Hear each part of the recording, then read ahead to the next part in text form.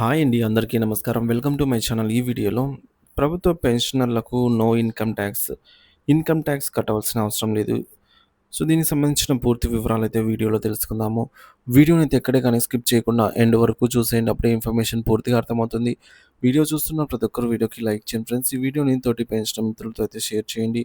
కొత్తగా చూస్తున్నవారు మన ఛానల్ ఇంకెవరైనా సబ్స్క్రైబ్ చేసుకున్నట్లయితే వెంటనే మన ఛానల్‌ని సబ్స్క్రైబ్ చేసుకోండి. దీని ద్వారా నేను చేసే లేటెస్ట్ వీడియోస్ అన్నీ మీ వరకు రీచ్ అవుతాయి. ఇక ఆలస్యం చేయకుండా వివరాల్లోకైతే వెళ్ళిపోదాము. సో, ఫ్రెండ్స్ ఇక విషయానికొచ్చినట్లయితే దశాబ్దాల పాటు ప్రభుత్వానికి, ప్రజలకు నిస్వార్థ సేవలు అందించి పదవీ విరమణ చేసిన ఉద్యోగులు వారి జీవిత చరమకంలో పొందే పెన్షన్‌పై ఆదాయపు పన్ను ఇన్‌కమ్ ట్యాక్స్ విధించడం ఎంతవరకు సమంజసం? ఇది కేవలం ఆర్థిక అంశం మాత్రమే కాదు. నైతికత, న్యాయం మరియు కృతజ్ఞతలకు సంబంధించిన ప్రశ్న. పెన్షనర్లకు ఆదాయపు పన్ను ఉండకూడదు అనే వాదనకు బలం చేకూరుస్తూ ఈ దిశగా ఒక ఉద్యమం నిర్వహించాల్సిన అవసరాన్ని ప్రభుత్వ ఉద్యోగుల సంక్షేమ సంఘం అధ్యక్షులు రిటైర్డ్ ఐఏఎస్ అధికారి శ్రీ ఆర్ఎస్ వర్మ గారు నొక్కి చెబుతున్నారు. ఈ అంశంపై సమగ్ర విశ్లేషణ ఇప్పుడు మనం చూద్దాము. ఉద్యోగంలో ఉన్నప్పుడు జీతం, అప్పుడు పన్ను సమంజసమే అంటున్నారు. ఒక ఉద్యోగి ప్రభుత్వ సర్వీస్‌లో ఉన్నప్పుడు అతనికి అందించే సేవలకు ప్రతిఫలంగా జీతం పొందుతారు. సో, అతను ఇక్కడ పని చేస్తారు, జీతం తీసుకుంటారు. ఈ ఆదాయపు పన్ను చట్టం ప్రకారం ఆదాయంగా పరిగణించబడుతుంది జీతం అనేది. కాబట్టి నిర్దిష్ట పరిమితికి మించిన జీతంపై ఉద్యోగి ఆదాయపు పన్ను చెల్లించడంలో ఎటువంటి అభ్యంతరకరం లేదు. అది చట్టబద్ధమైన, న్యాయమైన ప్రక్రియే. కానీ సుమారుగా 30-36 సంవత్సరాలు లేదా అంతకంటే ఎక్కువ ప్రభుత్వానికి సేవలు అందించిన తర్వాత ఉద్యోగి పదవీ విరమణ చేస్తారు. ఆ తర్వాత అతనికి నెల నెలా చెల్లించే పెన్షన్ అతని జీవనాధారం కోసం అతను ఇన్నేళ్లుగా అందించిన సేవలకు గుర్తింపుగా ఇచ్చే సూపరాన్యుయేషన్ ఫండ్ లేదా వాయిదా వేయబడిన వేతనం డిఫర్డ్ వేజ్ లాంటిది. ఇది క్రియాశీలకంగా సంపాదించే ఆదాయం అయితే కాదు. సో, మరి పన్ను పెన్షన్‌లపై ఎందుకు విధించకూడదు? బలమైన వాదనలు ఏంటనేది ఇప్పుడు చూద్దాం. సో, పెన్షనర్లకి పన్ను విధించకూడదనే దానికి కొన్ని కారణాలేంటనేది చూద్దాము. మొదటిది సేవలకు ప్రతిఫలం, ఆదాయం కాదు. పెన్షన్ అనేది ఉద్యోగి పదవీ విరమణ తర్వాత ఎటువంటి అదనపు పని లేదా సేవ అందించినందున వచ్చేది కాదు. ఇది అతను గతంలో అందించిన సుదీర్ఘ సేవలకు ప్రతిఫలం. కాబట్టి దీనిని క్రియాశీల ఆదాయంతో సమానంగా చూడటం సరికాదు. రెండవది జీవనాధారానికి భరోసా. వృద్ధాప్యంలో ఇతర ఆదాయ మార్గాలు లేని సమయంలో పెన్షన్ అనేది రిటైర్డ్ ఉద్యోగికి, అతని కుటుంబానికి జీవనాధారం. దీనిపై కూడా పన్ను విధిస్తే వారి ఆర్థిక భారం మరింత పెరుగుతుంది. ఇది మానవతా దృక్పథంతో కూడా సరికాదు అనే నిర్ణయాలు ఉన్నాయి. ఇకపోతే మరికొందరి వాదన డబుల్ టాక్సేషన్. ఉద్యోగి సర్వీస్‌లో ఉన్నప్పుడు తన జీతంపై ఇప్పటికే ఒకసారి ఆదాయపు పన్ను చెల్లించాడు. ఇప్పుడు అదే సర్వీసు ఆధారంగా వచ్చే పెన్షన్‌పై మరోసారి పన్ను విధించడం అనేది ఒక రకంగా డబుల్ టాక్సేషన్ కిందకే వస్తుందని కొందరు వాదిస్తున్నారు. ఈ వాదనపై చట్టపరమైన భిన్నాభిప్రాయాలు ఉండవచ్చు. కానీ నైతికంగా ఇది ఒక చర్చనీయాంశంగా అయితే మారింది. మరి వాయిదా వేయబడిన వేతనం అని కొందరంటున్నారు. కొందరు ఆర్థిక నిపుణుల ప్రకారంగా పెన్షన్ అనేది ఉద్యోగి సర్వీస్‌లో ఉన్నప్పుడు అతనికి పూర్తిగా చెల్లించకుండా కొంత భాగాన్ని వాయిదా వేసి పదవీ విరమణ తర్వాత చెల్లించే వేతనమే. అలాంటప్పుడు ఆ వాయిదా వేసిన మొత్తంపై కూడా పన్ను విధించడం ఎంతవరకు సమంజసం?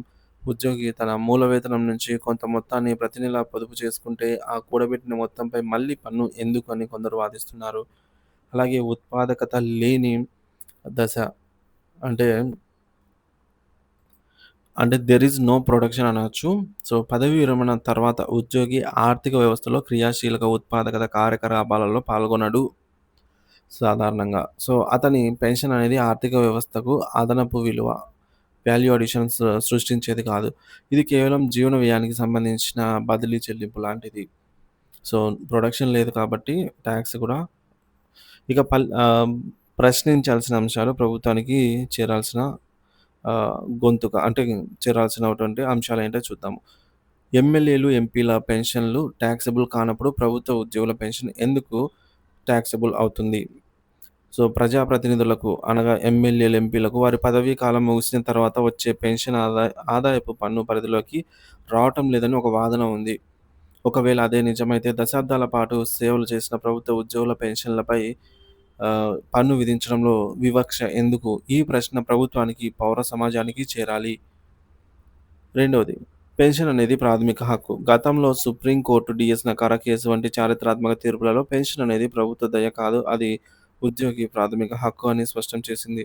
అలాంటి హక్కు ద్వారా లభించే జీవనాధారంపై పన్ను భారం మోపడం ఆ హక్కు స్ఫూర్తికి విఘాతం కలిగించదా అనైతే అంటున్నారు.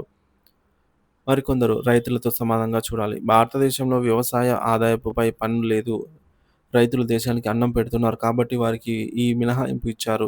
అదేవిధంగా దశాబ్దాల పాటు దేశ నిర్మాణంలో, పరిపాలనలో పాలుపంచుకున్న ప్రభుత్వ ఉద్యోగులను కూడా గౌరవించి వారి పెన్షన్లపై పన్ను మినహాయింపు ఇవ్వాల్సిన అవసరం ఉందని మరికొందరు వాదిస్తున్నారు. మరి మొత్తానికి చేయవలసిన పనేమిటి? ఒక ఉద్యమం అవసరమా అంటే, పెన్షనర్లు, వారి కుటుంబ సభ్యులు, ఉద్యోగ సంఘాలు ఈ విషయంపై తమ గొంతు విప్పాలి. ప్రభుత్వానికి, ప్రజాప్రతినిధులకు వినతి పత్రాలు సమర్పించాలి.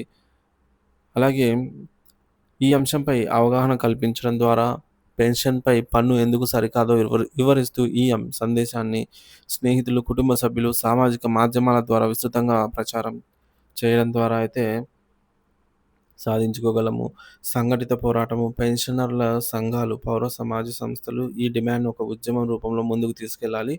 ప్రభుత్వ విధాన నిర్ణేతలపై ఒత్తిడి కూడా తేవాలి. అలాగే ఈ విధంగా అవసరమైతే ఈ విషయాన్ని న్యాయస్థానాలను ఆశ్రయించి చట్టపరమైన పోరాటానికి కూడా సిద్ధపడాల్సి ఉంటుంది అని నిపుణులు చెప్తున్నారన్నమాట. ఇక పెన్షన్ అనేది రిటైర్డ్ ఉద్యోగుల కష్టార్జితం, వారి జీవనాధారం, వారి హక్కు. సో, దీనిపై ఆదాయపు పన్ను విధించడం అనేది పునఃపరిశీలించాల్సిన అంశము.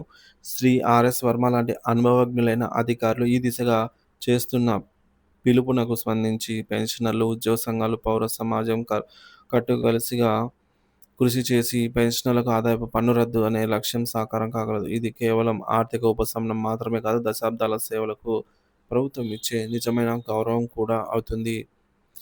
సో, దీనిపై కొంతమంది పెన్షనర్లు ఈ విధంగా అయితే ఆహ్, రియాక్ట్ అయ్యారండి. ఏమంటున్నారంటే, ఇదెక్కడ న్యాయం? 5 సంవత్సరాలు పనిచేసే ఎమ్మెల్యే, ఎంపీలకే అండ్ అదర్ రాజ్యసభ, శాసనసభ members are not paying the income tax. But 30-40 years, ఇలా చాలా సంవత్సరాలు ప్రభుత్వానికి రోజుల్లో ప్రతిరోజు ఎంత లేదన్నా 12-10 గంటలకు, 10-12 గంటల వరకు పనిచేస్తూ సంవత్సరాల తరబడి సేవలందించిన వారికి ఇది వారి హక్కులో ప్రభుత్వాలు దయతో కరుణించి ఇచ్చే భృతి కాదు. మరి దీనిపైన ఎందుకు పన్ను చెల్లించాలి? రాజకీయ నాయకులు పని చేసినప్పుడు వారికి ఇచ్చిన అనేక సదుపాయాలు, అందులో ఒక వంతు కూడా ఉద్యోగులకు ఉండవు సర్వీస్‌లో ఉన్నప్పుడు. కానీ కేంద్ర ప్రభుత్వంకు ఈ పెన్షన్‌లు తీసుకునే వారిపై ఇంత కక్ష సాధింపు ఎందుకు? న్యాయ వ్యవస్థనే ఈ విషయం సుమోటోగా స్వీకరించి విశ్రాంత ఉద్యోగులకు న్యాయం చేయాలి అని అయితే ఒక పెన్షనర్ వినతి అని చెప్పేసి ఈ విధంగా మెసేజ్ చేశారు. అలాగే